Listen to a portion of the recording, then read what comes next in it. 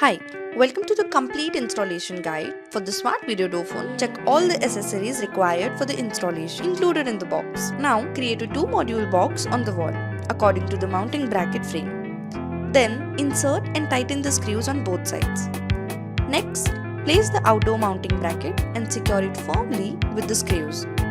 Now take a Cat6 cable and connect it to the 4-pin connectors between the indoor monitor and the outdoor unit, ensuring the same color coding is followed on both ends. Once the wire is complete, place the doorbell unit onto the mounting bracket and secure it using the provided Allen key. Then connect the other end of the cable to the video door phone. Next, connect the power cable to the designated power port and hang the indoor video door phone on its mounting bracket.